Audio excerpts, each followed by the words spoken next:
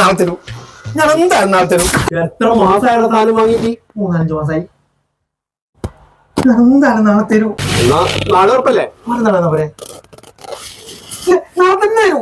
നാളെ തന്നെ തരൂ. നാളെ തന്നെ തരാം. നാളെ ഉറപ്പല്ലേ? എന്നാലും ഇങ്ങുവാ, നീ ഒറ്റ കാരണമാണ് ഇപ്പം പണിയെടുക്കാതെ.